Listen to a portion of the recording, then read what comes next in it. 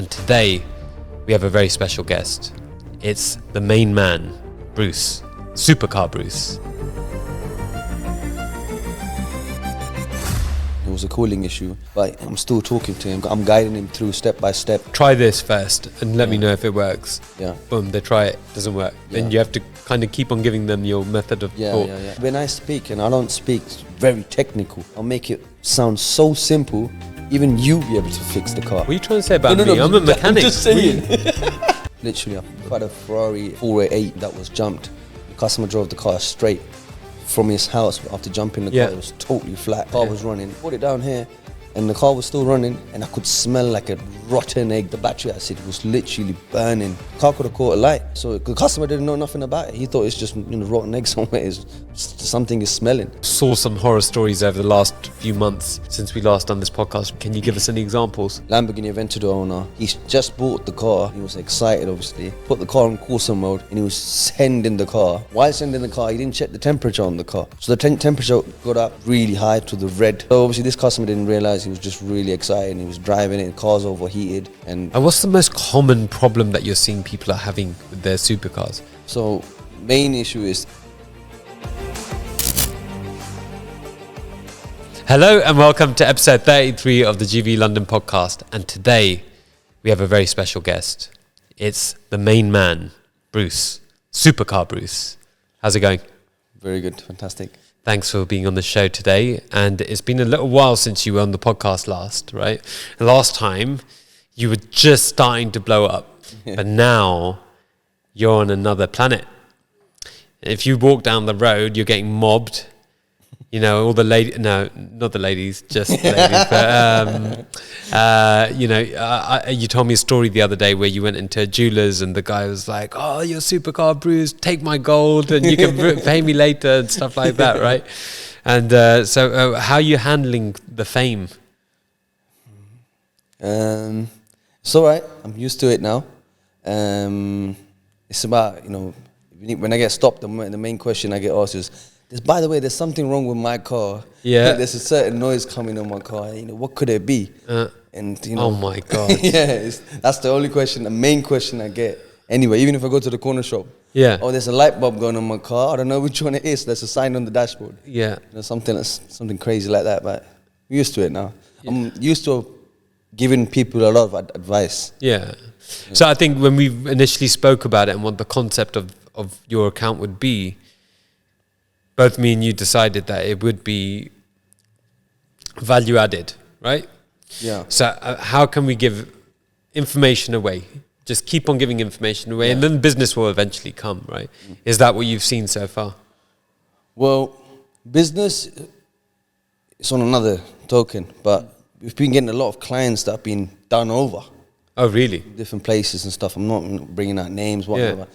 But it's mainly where people, where they've invested on a car after years of working really hard, and then getting services done. There's, man-made issues. Really? A lot of man-made issues. Yeah, they come through us and through social media. So man-made issues on purpose or by accident?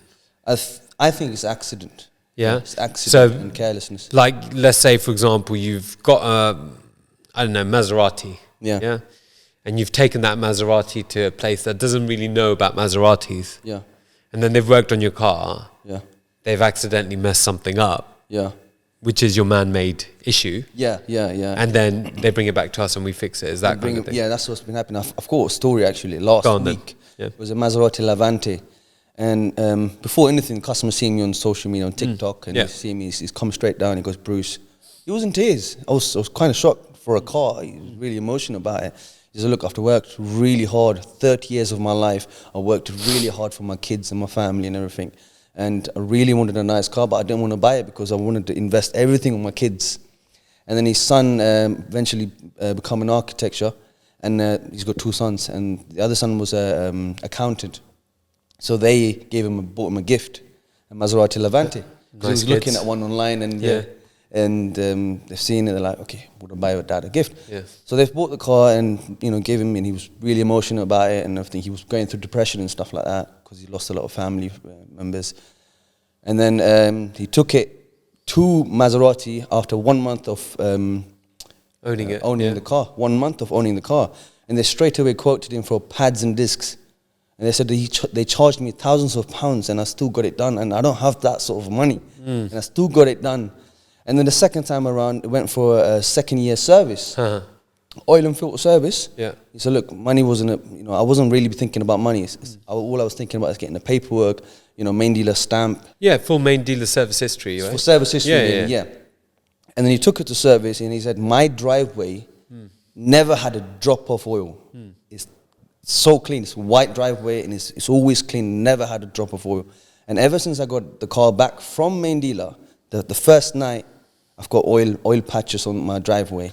And I said, look, I can't believe it. They do me over. And he was literally, I'm not over-exaggerating, and he was literally like in tears saying, look, they're doing me over. They're doing me wrong. And what they're doing to customers is totally wrong and stuff. Okay, well, let's break that down for a second then. Firstly, I'm guessing he bought it from a dealer, Maserati dealer. Yeah. Did he? From a Maserati dealer? Maserati dealer, independent. Okay, fine. And then within a month, he's needed to replace his brake pads he went for a checkup. and discs. Yeah, he went for a checkup, and they quoted him for pads and discs straight away. See, the only way something like that could happen in your own ownership, right? Yeah. Very quickly, surely would be only if you track the car. Yeah, track it while you drive your car like nutcase. Crazy nutcase, literally. Yeah, but this guy was not that guy. No, he was such a softie. I see him driving the car out, and he was like literally a slow driver. Yeah, slow driver. He so I can imagine the kind of guy. On the road. There you go, right? Yeah. So then that means that was definitely there before he sold the car. Sold the car. Look, I mean, actually, we have to see it enough, right? And we see it on much more technical things where, we've sold a car, and then, in a couple of months later, the air sensor, what is it, air mass sensor or something like that, goes off. And, we're like, all of our health checks were clean. Yeah. That car was perfect before it left. Yeah. And now you've got it, and 2 months later, suddenly that's come on. Yeah. And then there's a little bit going back and forth with the customer, but ultimately we want the customer to be happy, right? Mm-hmm. That's right. But stuff like that, so that's a little bit debatable. Like an air mass sensor, it could have been us, it could have been the customer, there's a little bit of toing and froing, right? Yeah. But if in a month your brake pads have gone and your discs are gone, then he's definitely got consumer rights that he can just go straight to the main dealer and be like, look, I want to exercise my consumer rights, right? And the law does take the side of the consumer, especially in situations like that. But the interesting one is about the oil. So they didn't put the top on. So basically I said to him, look, okay, let me have a look at it. Let's go, let's go first by checking the car. And he said, I'm going to take him to court. I said, listen, we don't want to take him to court. Let's just find the problem. Yeah. Let's find a solution for it instead of just going through court. It's a long process. Yeah. So obviously everybody have to run their... Well, in the court, the main winners are the solicitors. It's not the people, it's normally not the claimant or the defendant, it's normally the guy in the middle that makes the money. Right. Do you see what I'm saying? So it's always good to try and get it sorted outside of court. Outside the court, yeah, that's right. And then, I said, look, just wait, please, wait in the bar. I said, do you want a cup of coffee? Give him a coffee. I said, look, let me have a look at the car, and then I'll come back to you. Looked at the car, within 2 seconds, I popped the engine hood. They've left the oil cap open. And he's been driving the car with the oil cap open, and the oil's been spraying everywhere on the engine bay. The engine was covered in oil. Literally, it took us 2 hours with brake cleaner and everything and getting it jet washed. Man, it was a disaster. And do you know, okay, that has a issue with just it from a cleanliness point of view, right? That you've left it open, oil's gone, splattered everywhere, right? And now you need to clean it. Yeah. But actually, leaving the top open like that is quite dangerous for the car, right? Very lucky that he hasn't blown the engine. Really? Yeah, obviously the car would have been running without low on oil. Yeah. So it could have caused damage to the engine with the oil starvation. Wow. Yeah, but luckily it wasn't damaged. So what we've done is we've cleaned everything up and topped the engine oil level up and taken it for a test drive. Make sure there's no oil burning smells coming inside the car and everything. Made sure everything's fine. And I said to the customer, look, I feel embarrassed to charge you. Yeah. I don't want to charge you. Yeah. But, we spent time on it, but I don't want to charge you. Yeah. And he said, listen, you have to charge me. Yeah. So you have to charge me. And what I'm going to do is the invoice you give me, I'm going to take it straight back from to them. I said, as long as you get the money back, I'm happy. Yeah. If you're paying from out your pocket, I don't want to charge you. And he said, no, 100% I'm getting it back. I'm on the phone right now with the service manager, and I'm getting the money back. Don't worry about it. You charge me however you want. I said, look, I'm not going to overcharge you anything. Just a couple of hours, and then, and that's it, done. Yeah. And he was more than happy, and he was really happy. And he said, look, next service, I want to get it done from you. I said, let's just get it done from main dealer. So it's an interesting point, Bruce, right? Yeah. So this is what a lot of supercar owners and sports car owners have to think about, right? Yeah. Or even luxury car owners like your Mercs and your BMWs and whatnot. Yeah. If you can save money from a independent dealer versus a main dealer, why wouldn't you, right? Yeah. Now, the thing is, if you're going to a backstreet garage that you don't know if they're going to do a good job or not, or they're not going to use the right parts or not, I get it, right? But if you're using a good independent dealer that will show you, actually, we bought these 10 parts, we bought it from manufacturer directly themselves, and we've done everything the way that it would have been done, but you get to save like 30%. Why would the value of the car come down? And actually, it's probably a question to ask George as well, but I mean, do you really think it's justified? Everybody chases main dealer service history. I want that. Versus, actually, do you know what? I can save a lot of money if I go independent. Yeah. And the value of my car shouldn't depreciate that much. I don't know. What do you think? A lot of people think about service history and everything on cars, and it's like this customer. He was concerned about service history now. Now that he's going through this process, he's like, they're charging me. Like, I'm not really, like, I'm trying to get the service history right, trying to keep the service history document and everything, but instead, they're charging me for brake pads and disc, and I have to get it done. Otherwise, they record it on the system. I haven't got this replaced, that replaced. So instead, if they come to us, we can give them a report, and it's not on the system. But we can email it to them, say, look, this needs doing, that needs doing, and everything is videographed. So anything that we advise for customers, so this needs replacing, we will show why and why it's gone. And as in, look, if you want service history, just getting the oil and filter done. To get the service history from main dealer, just get it done. But then you can bring it back to us for us to double check it.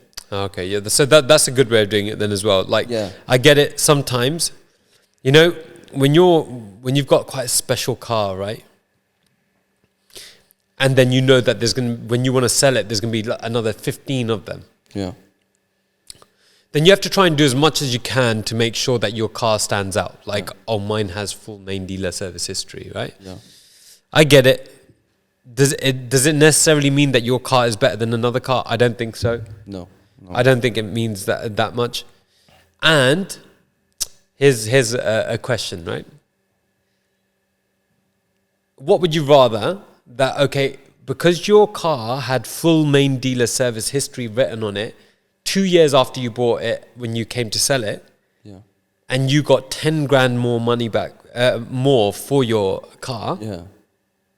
Actually, I don't even think it would be like on a 150 grand car.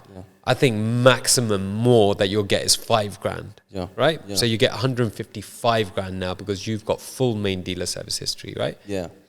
But if you got full service history, but all of the full has been a mixture of main dealer and of a good independent, you could probably save, like, in that time, I don't know, like 15 grand?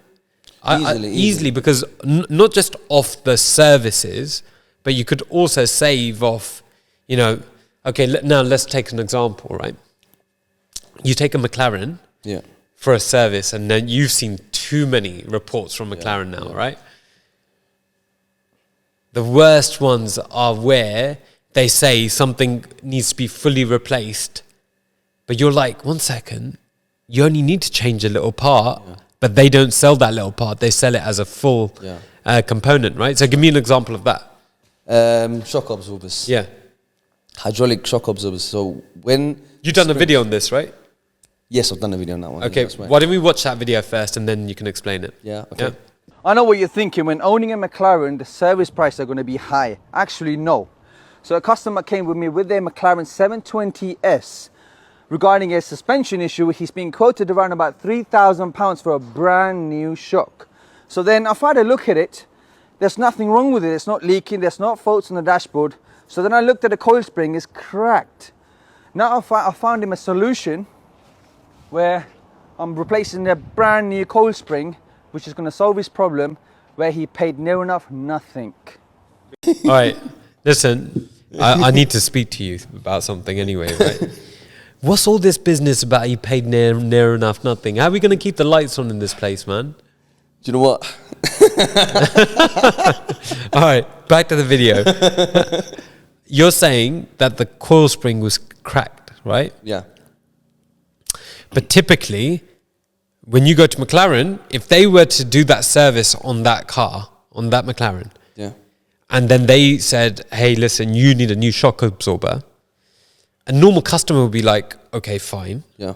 Right? But and to be fair to the McLaren main dealer, he's only doing what McLaren head office are telling him to do, right? Yeah, that's right. So he's taking off that shock absorber and saying, well, we can't replace the coil, so we just have to replace the full part because they don't sell it separately, right? Yeah, that's right.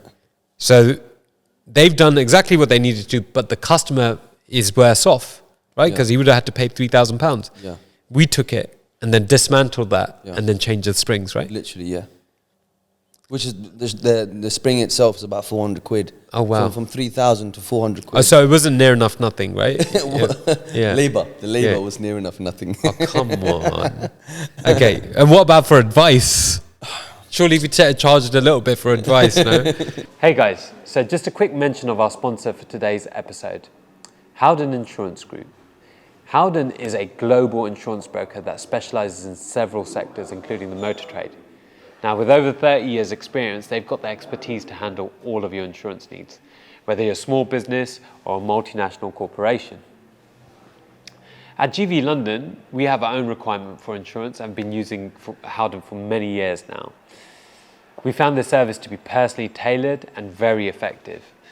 In the auto division, they can serve your car enthusiasts to business owners with extensive vehicle fleets. So if you're looking for comprehensive and reliable insurance solutions, check out Howden through the link in the description. Thanks to Howden for supporting the podcast, and now let's get back to the show. That is an important factor to consider whenever anybody's thinking about servicing their car. They have to think, 1 second, question everything, isn't it? Yeah. So question everything, just as we, as a supercar showroom, would question everything. And by the way, people think that we don't send our cars to get serviced by McLaren or Maserati or whatever. We do that all the time. We have to do it all the time. That's right. But the point is that when they come back with a list of 10 items that need doing on the car, that's when we come in action.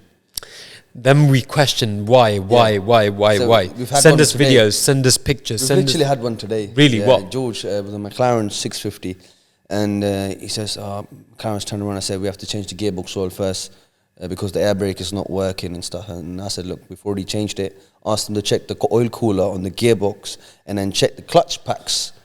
You know, if they, see how much is left on the clutches, because if the clutches are breaking down and all the soot and stuff, the friction and stuff, is getting into the oil, it's making the oil thick, and it's blocking the filter on the gearbox as well.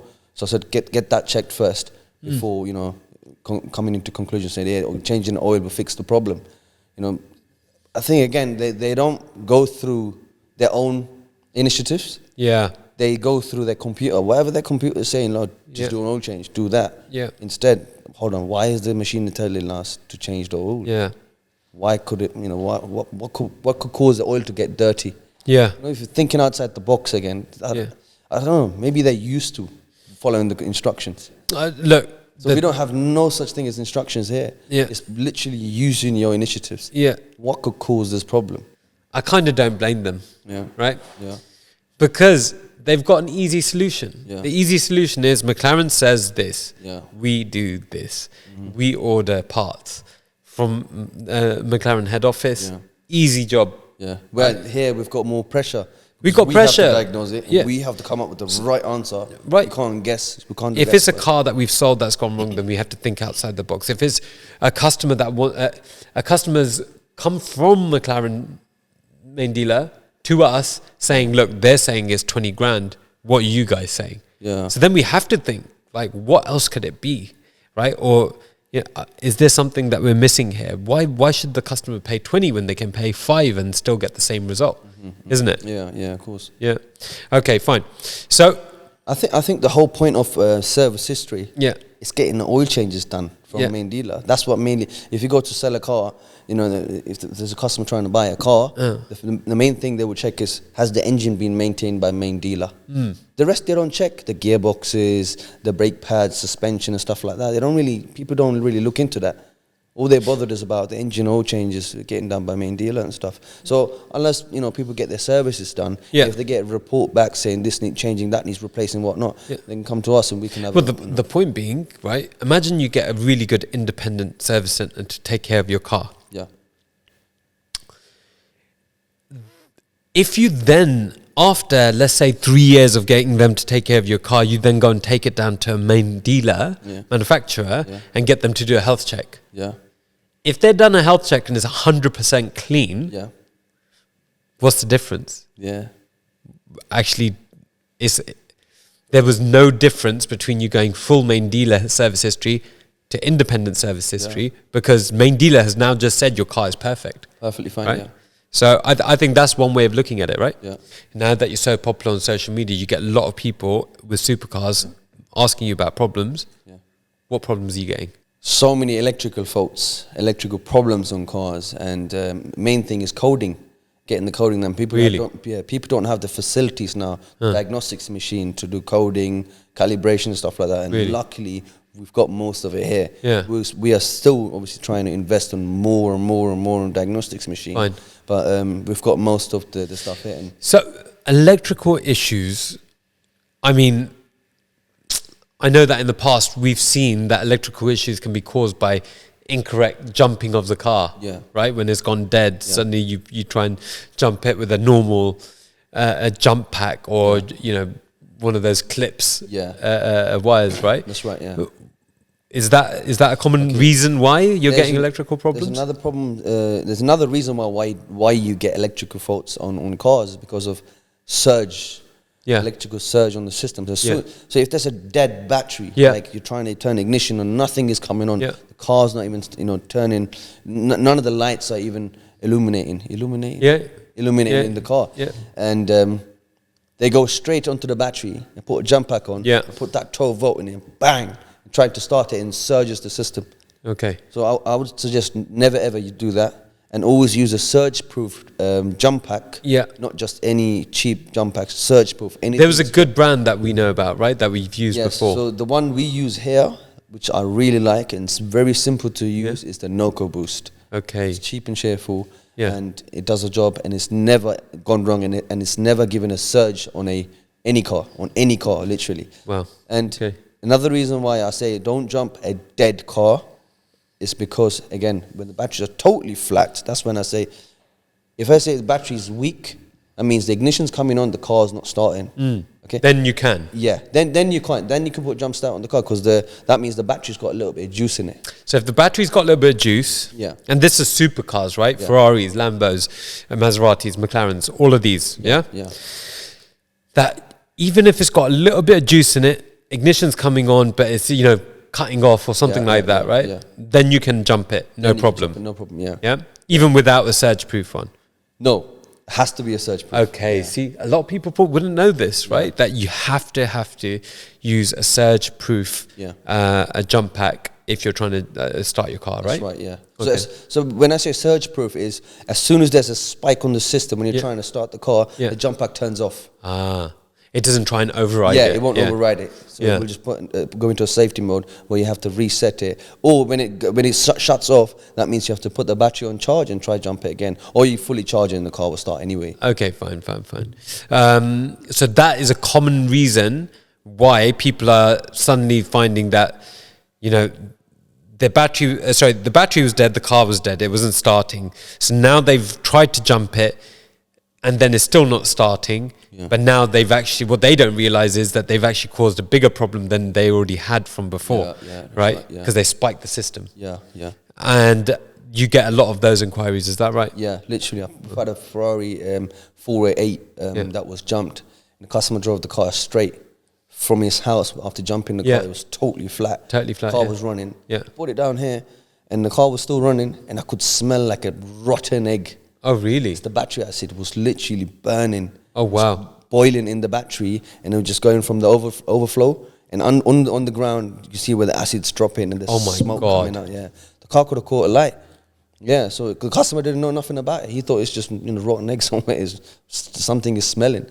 And then what I done is I removed the kick panel, touched the battery, and it was red hot. Oh my God! Literally red hot. So we quickly pulled it all out, taking the battery out and put it outside. But he didn't. That it hadn't surged.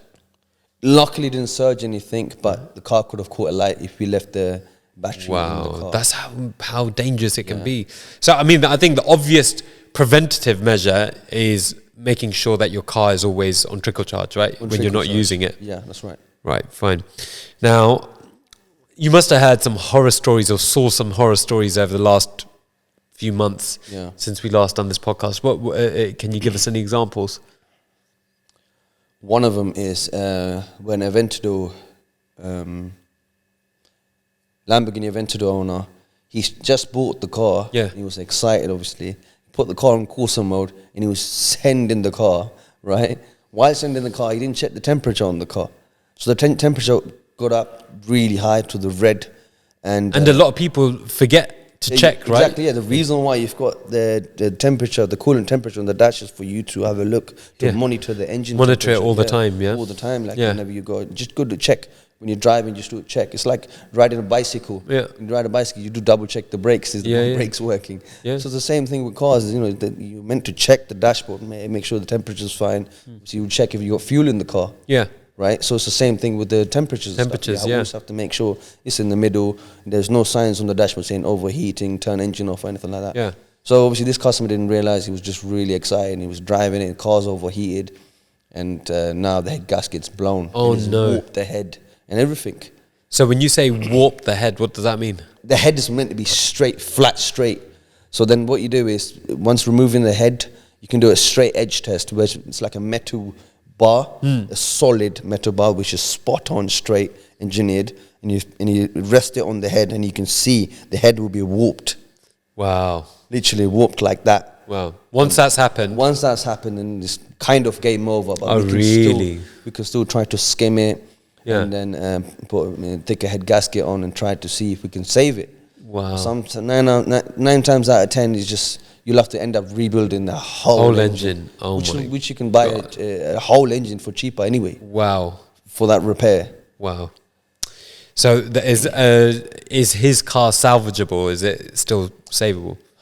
The customer's asking me to fix it. He said, look, somehow get it fixed. I said, look, you're better off getting a second-hand engine, and I can check the lifetime of the engine, make sure everything is fine, strip it out and check. At least we know that car's not being cooked. So once something is cooked, it's ruined. It's gone. It's like a burnt car.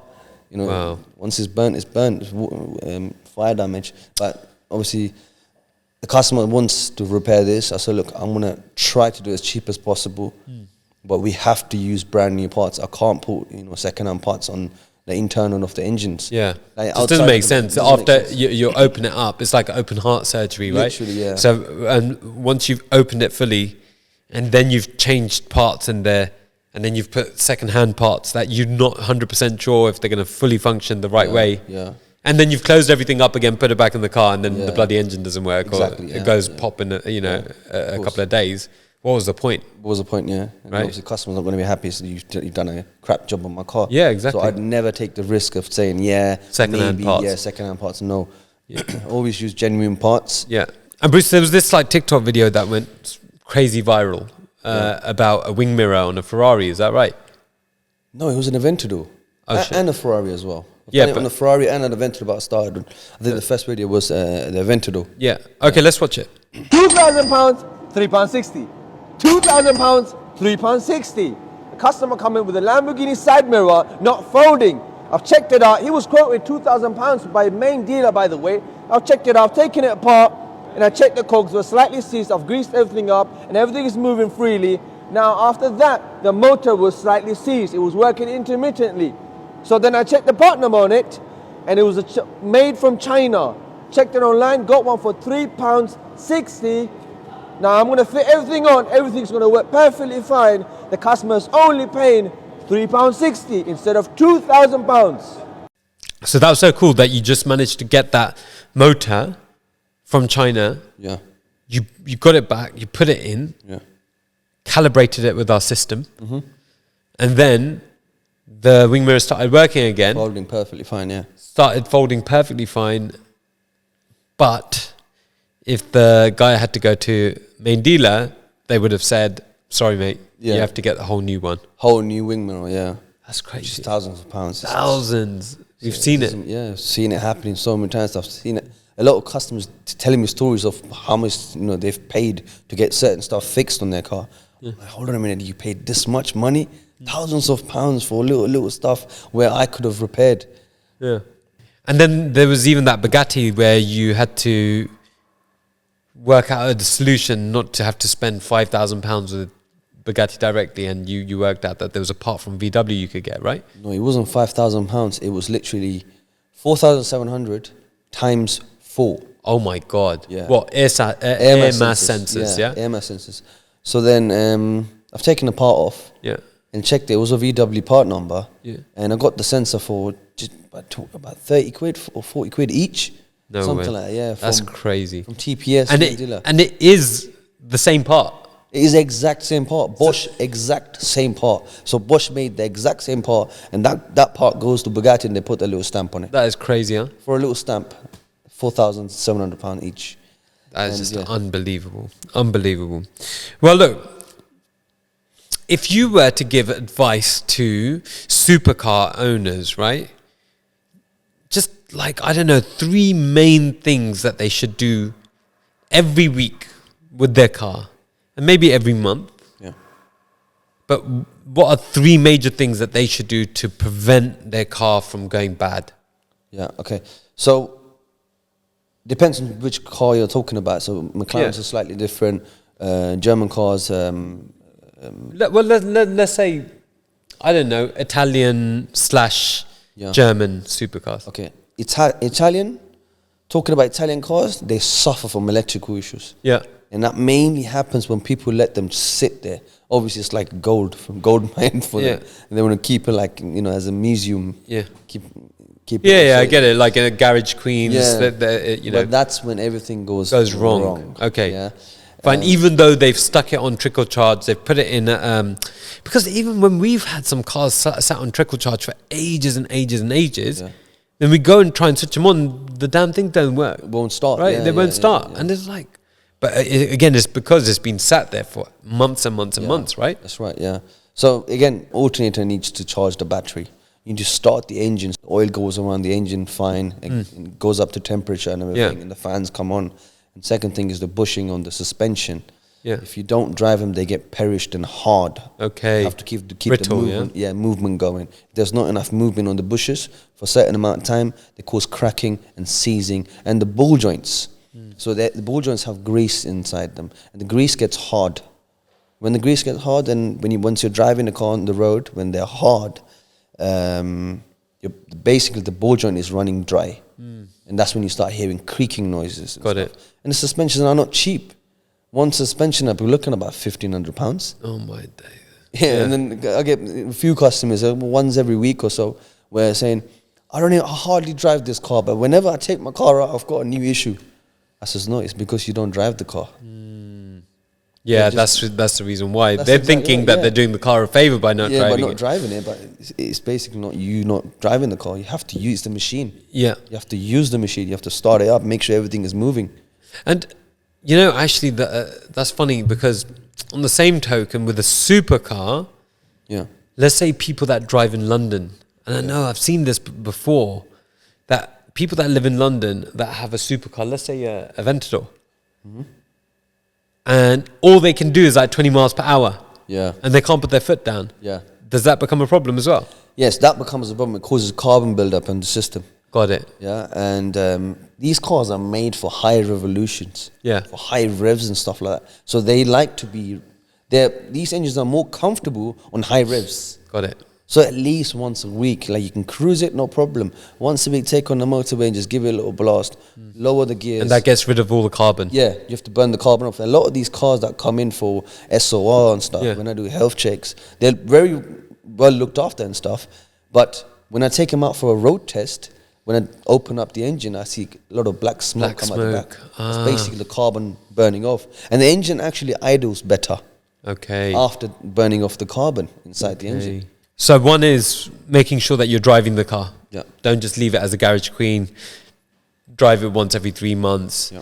And, then you can expect that your car's going to have problems, even if you have put it on trickle charge. Number 2 is that you believe that you should actually, if you've got a supercar, just don't coast in it all the time. You have to blast it a little bit, obviously within the legal limits, but make sure that you're getting high revolutions. High revolutions by lower gears. Lower gears, yeah. And then what's number 3? Number 3 is tires. Yeah. So again, when we get customers come in, SORs, sale or no returns, when we do health checks on their cars, they will be literally a year old or something like that, brand new, near enough brand new tires. But they'll have flat spots on the tires. So where it's been sitting on one spot and cracks on the edging. And that's again, the car not being driven. And it's sitting on the weight on one part of the tire, causing flat spots and stuff. Wow. Once you start driving on the road, that tire can explode. Wow. Yeah, like on high revs, on obviously high speeds and stuff like that. So we have to recommend the tires to be replaced. And those tires are not cheap. They're like £800, sometimes £1,200 each. Bloody hell. So, man. Some people, what they do is when they do store their cars, they take the wheels off and put the car on axle stands. Okay, that's better. Lift the cars up off the ground and make sure the pressures, they will take the pressures up and down so they're inflating and de-inflating the car and stuff. Or just drive the car.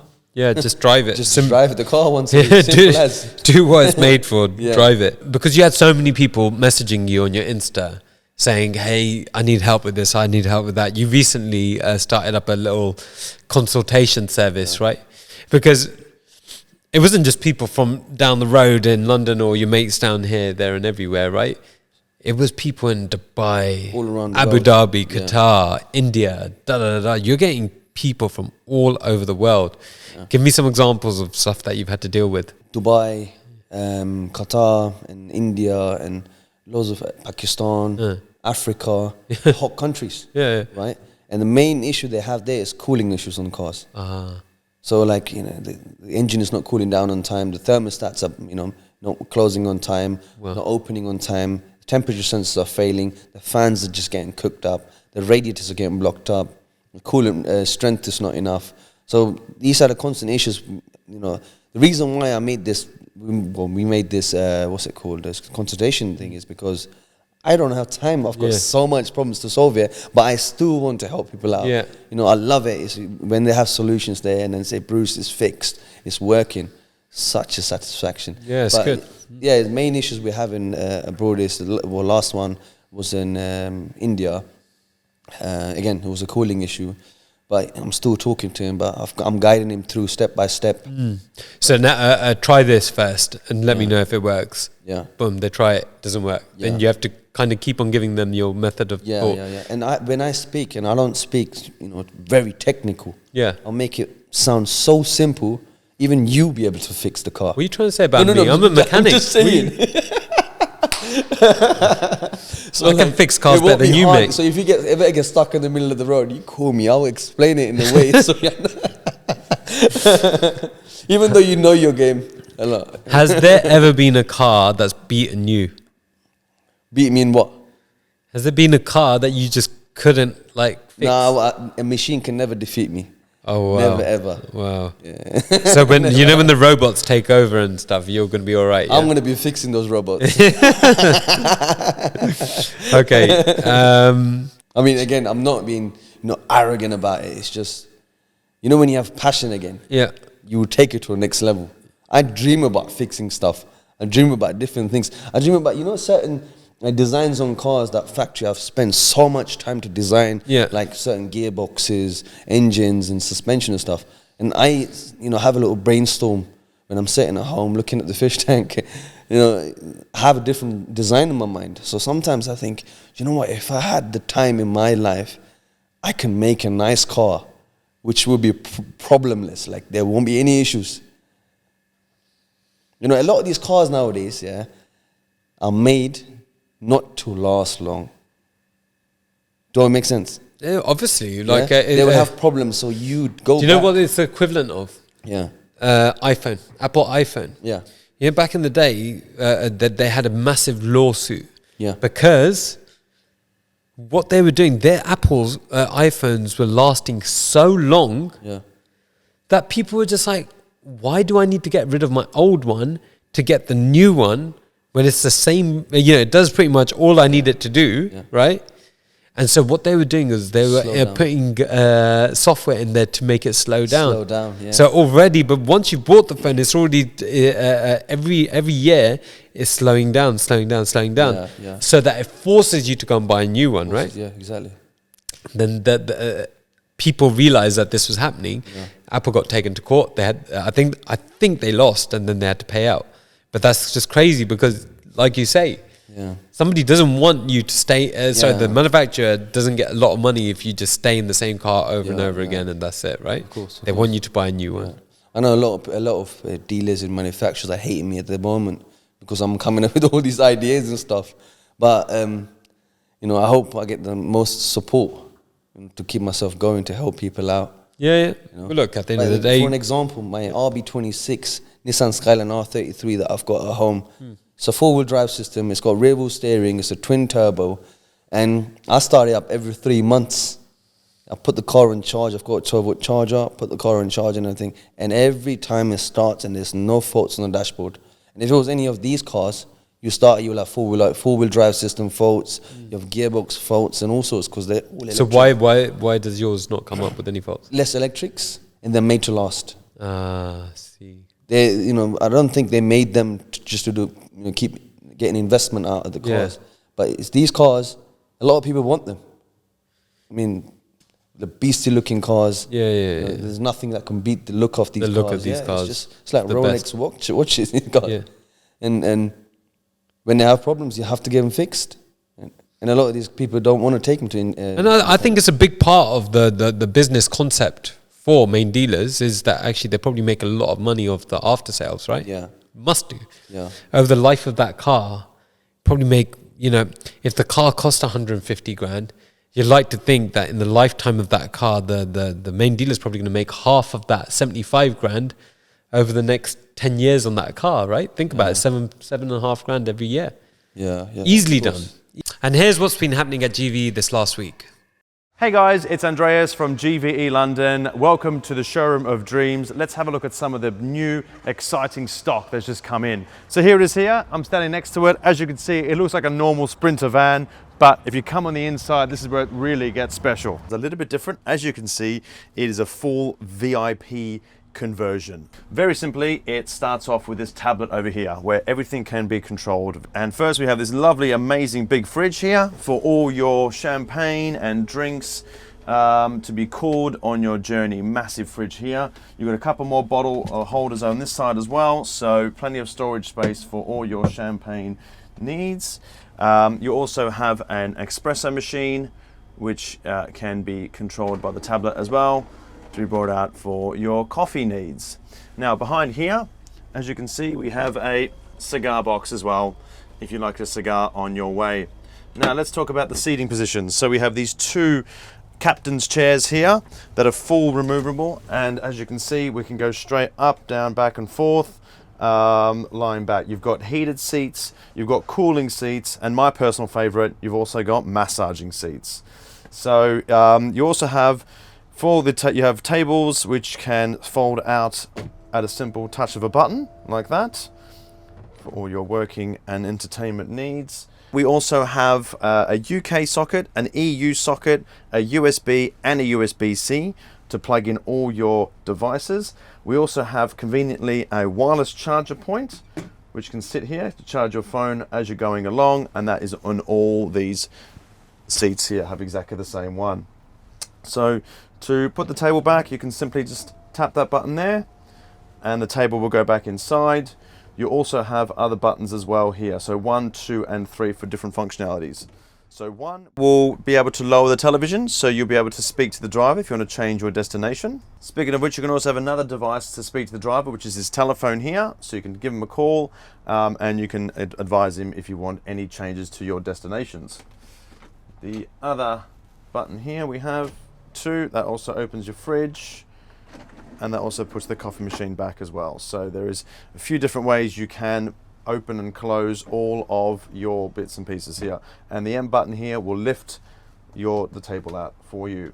Now back to the tablet, we have a couple drawers in here for extra storage space. So but the one on the right also has the PlayStation controller. This Sprinter does have a PlayStation in it. We can control your television. You also have another drawer on that side there for more storage space.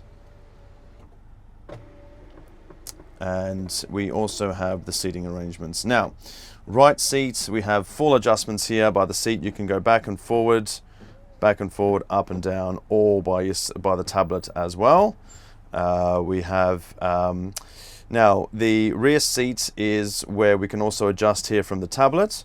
Now, one of my favorite features of this Sprinter is something called cinema mode. So I have a touch of a button, I push this button here and the whole van transforms into cinema mode.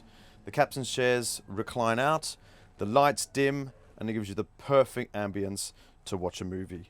How cool is that? So after a long journey or a movie, you want to get a couple hours sleep, guess what? We've also got sleep mode. So the front seats will move forward and the back seat will turn into a bed.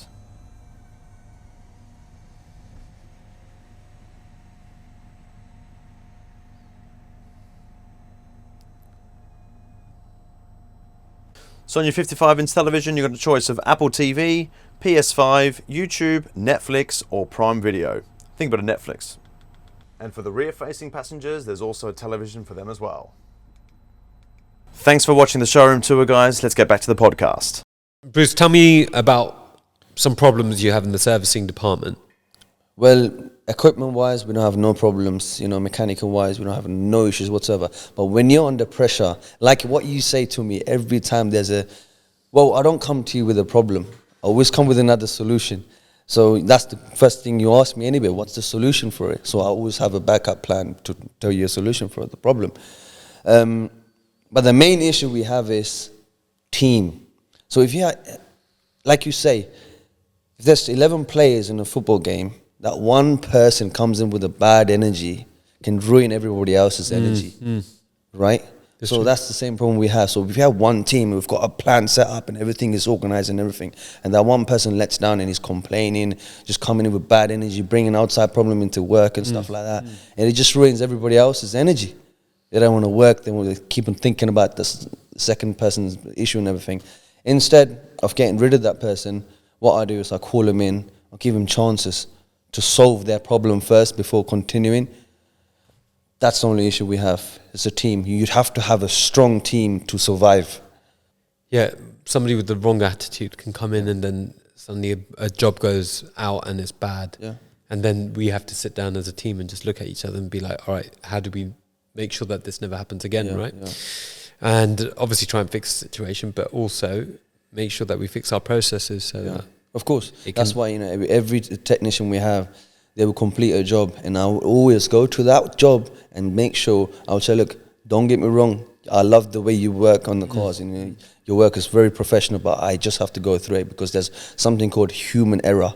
Yeah. Okay, and I will double check everything, make sure the wheels are torqued double times, and everything has to be spot on in my department, and have regular meetings to make sure everybody is happy. Yeah. Again, one person that ruins one car can ruin everybody else's name. Yeah. Because I can work really hard day and night. Yeah. Day and night. I can work really hard. And then that one person doesn't tighten up something and it's gone out and something's gone wrong with the car and it's my name is ruined.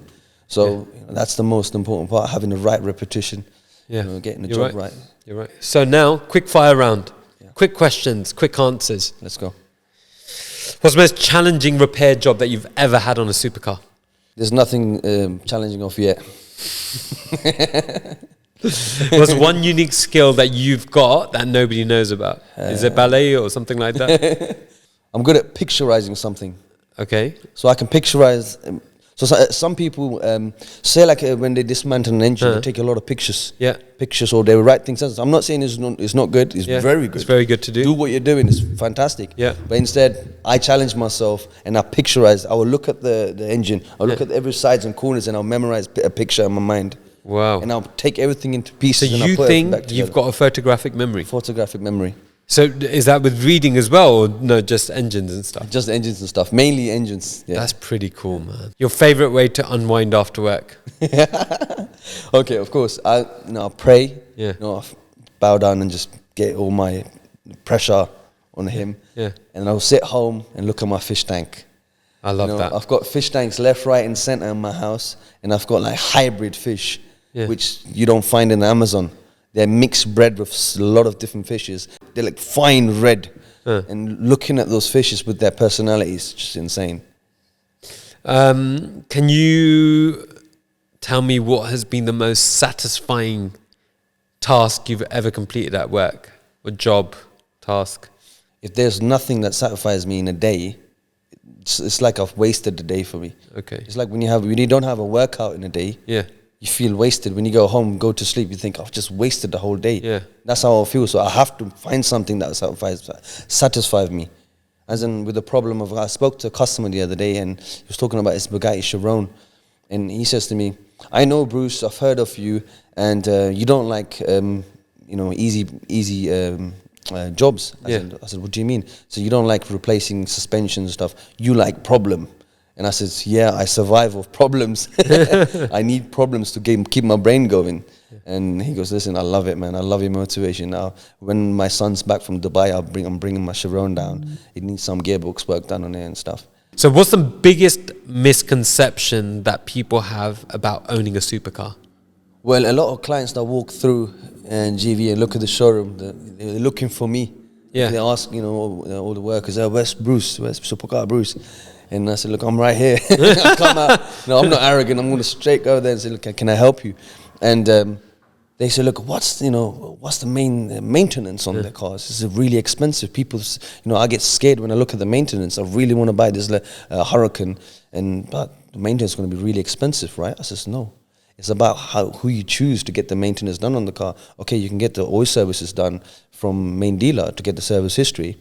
But when it comes to doing any other mechanical work, you can bring it down to us. We have alternatives. If you want second-hand parts fitted on your car, we can. But obviously servicing items, it's all brand new, genuine parts. I will always recommend that. But when it comes to like suspensions, shock absorbers, or any other bushings and stuff like that, there's always another company that does it for quarter of the price.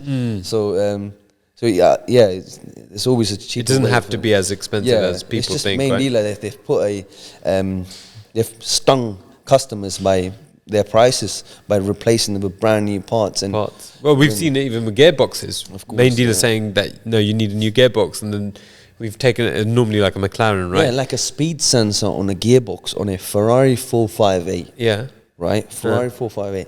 A speed sensor's gone, and the customer was quoted for a brand new gearbox where the sensor only cost about £500. Oh my God. Man. You'll have to, dismantle everything from the gearbox, but £500 brand new gearbox, man.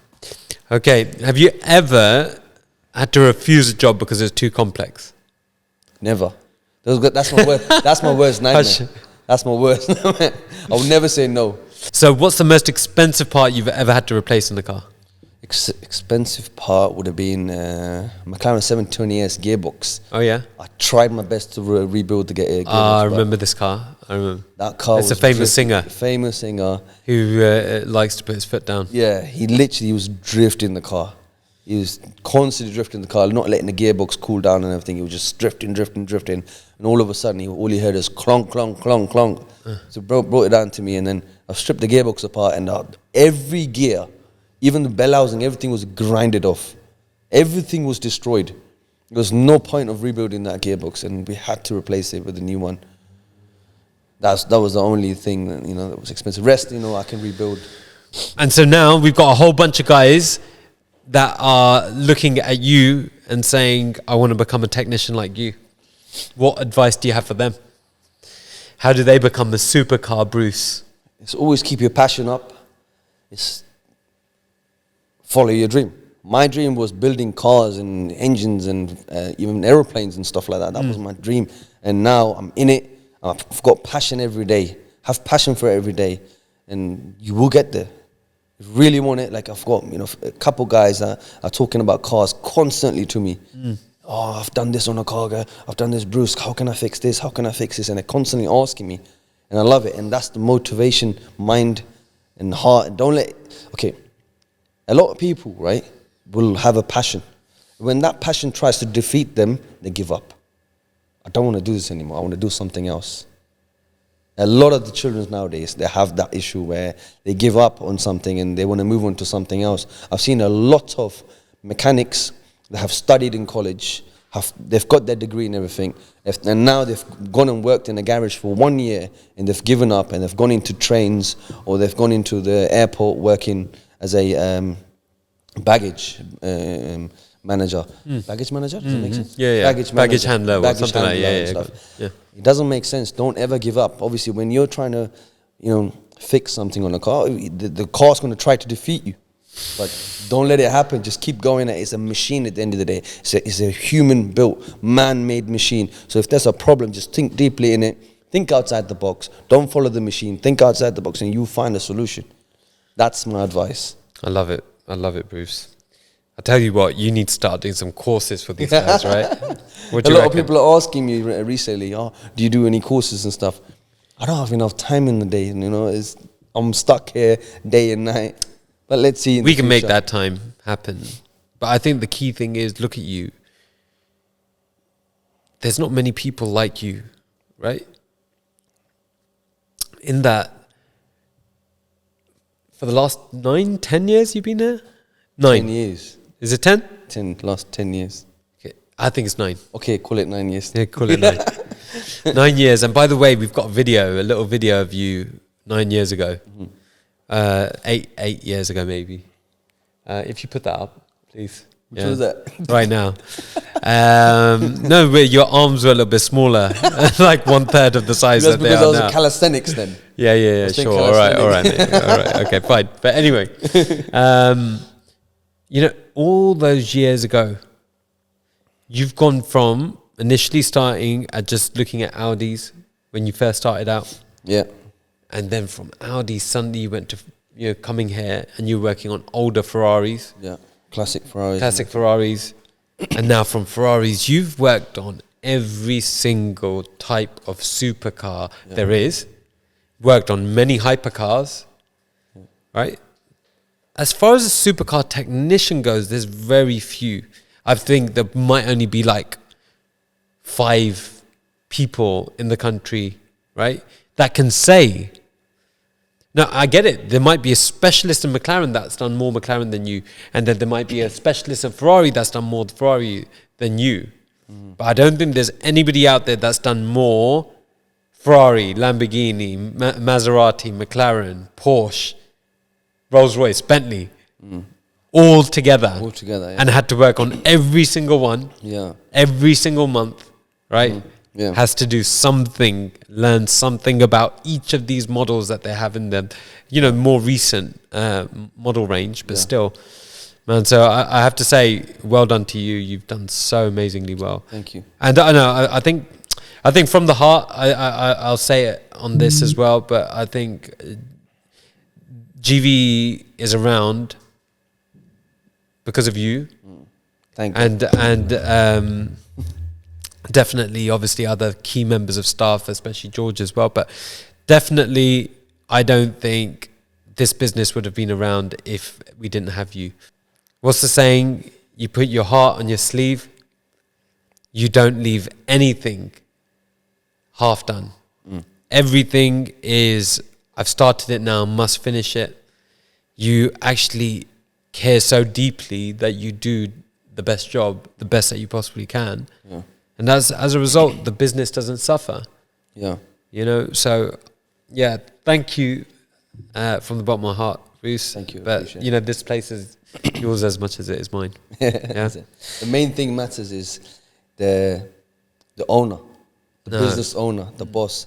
Is when I look at you, I don't just look at you as a boss. I look at you as my brother. And you've been through thick and thin and everything in the business. And when there's a problem, we talk about it. It's not, certain places you go and work for, you see the bosses, they're arrogant. They're stuck up. You can't ask them for an advice. They won't talk to you. If you make a mistake, they'll go crazy about it and stuff. Instead, you come up with the solution. That's what makes a lot of workers at GVE improve, progress. As soon as they have noticed, if you go to certain departments in GVE, if you just walk in there, I see everybody want to work hard, and they have passion to work on anything they're doing, on their jobs and everything. So I think the main thing that matters in a business is the owner, the boss. And I would really like to thank you. No, not at all. Boss and a brother. Thank you, bro. I appreciate it. There you have it, guys. Supercar Bruce, the man that can fix anything. I hope you enjoyed this episode. And if you did, please like, subscribe, and share. And don't forget to hit that notification button. Until next time, see you later. Boom. One take. Gangster.